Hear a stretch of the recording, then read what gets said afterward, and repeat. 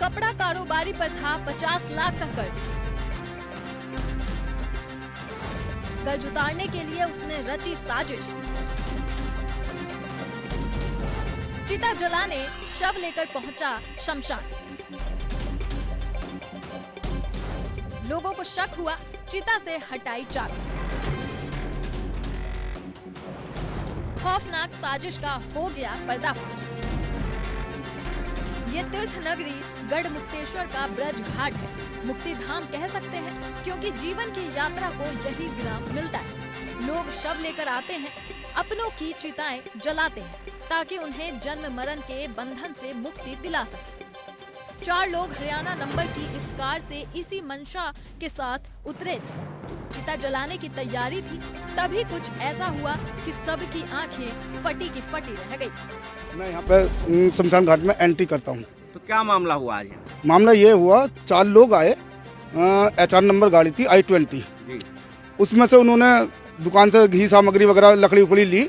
लेने के बाद उन्होंने एक डमी निकाली, मतलब पुतला निकाल के उसे उस लकड़ियों पे लिटा के उसमें कहने लगे, जो हमारे लोग थे यहाँ पर, मैं खुद स्वयं आया, आकर मैंने देखा, बोले भाई ये क्या कर रहे हो तुम? ये कहने लगे, बोले नू भैया हम तो कुछ उन्होंने बताया, नू जी वहाँ से लाए हैं सब अगली वाली। मैंने तुरंत के तुरंत पुलिस को सूचना दी। पुलिस आई, 2 लोग भाग गए शायद और 2 को पुलिस ले गई है। तो आखिर उनका क्या उद्देश्य रहा होगा, क्यों लेके आए? और गाड़ी में कुछ और भी सामान है क्या अभी? हाँ जी, 2 डमी और हैं। हाँ, तो 2 पुतले। अच्छा, पुलिस उनको ले गई है दोनों को? जी, 2 जनों को ले गई है। तो इनसे कुछ पूछताछ हुई, कुछ बताया इन्होंने?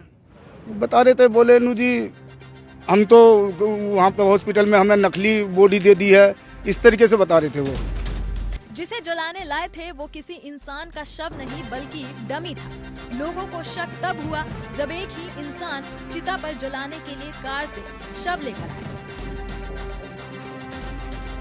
बताया जा रहा है कि जब कार से शव निकाला गया तो बॉडी इतनी हल्की थी कि एक ही व्यक्ति उसे अपने हाथ में लेकर चल रहा था और उसने चिता पर उसे रख दिया। शक गहराया तो लोगों ने जब चिता पर से कपड़ा हटवाकर शव को देखा तो वहाँ डेड बॉडी नहीं बल्कि पुतला लेटा हुआ था। ये देखकर लोगों ने शोर मचा दिया। ये ब्रजघाट शमशान घाट है। यहाँ पे HR नंबर की गाड़ी है I-20। कुछ लोग आए थे, इसमें 4 आदमी थे, जो 2 पुलिस वाले ले गए, 2 जने फरार हो गए यहाँ से। एक पुतला निकाला उन्होंने यहाँ अंतिम संस्कार के लिए, और 2 नंबर में सर्टिफिकेट बनवाना चाहते थे वो। जी। यहाँ पे पुतले का अंतिम संस्कार करने के लिए आए थे वो लोग। मौके पे मौजूद काफ़ी लोग इकट्ठा हुआ है, उन्हों को पकड़ा और पकड़ के पुलिस को भी सूचना दी है, जो कि 2 जनों को ले गया, 2 जने फरार है उसमें। जी। उनका कारण था ये कि पुतले की कैसी अंतिम संस्कार किया जाए और कैसी करके एंट्री हो जाए यहाँ, और 2 नंबर में हमारा सर्टिफिकेट बन जाए। इस डमी वाली लाश को शव बताकर जलाने की इस साजिश के पीछे कर्ज से मुक्ति पाने की कहानी, जो शुरुआती जानकारी सामने आई है उसके मुताबिक दिल्ली के पालम इलाके में रहने वाले कमल सोमानी की करोल बाग में कपड़े की बड़ी दुकान थी। कमल सोमानी पर करीब 23 लाख रुपए का पुश्तैनी लोन था, जिसकी रकम बढ़कर करीब 50 लाख रुपए हो चुकी थी।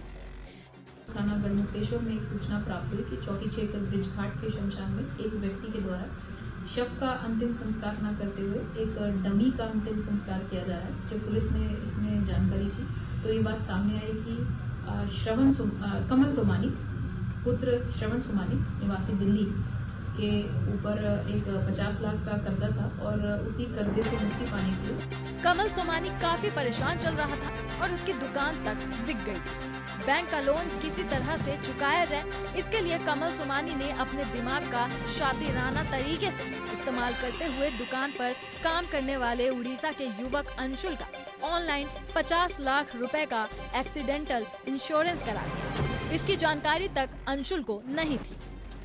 उसी कर्जे से मुक्ति पाने के लिए उन्होंने अपनी ही दुकान में काम करने वाले अंशुल कुमार पुत्र धर्मराज निवासी दिल्ली के नाम पर उन्हें बिना बताए 1 वर्ष पूर्व 50 लाख का इंश्योरेंस कराया था और मृत्यु प्रमाण पत्र प्राप्त करने के लिए कूटनीति से आज डमी का अंतिम संस्कार करने के लिए ब्रिजघाट आए थे।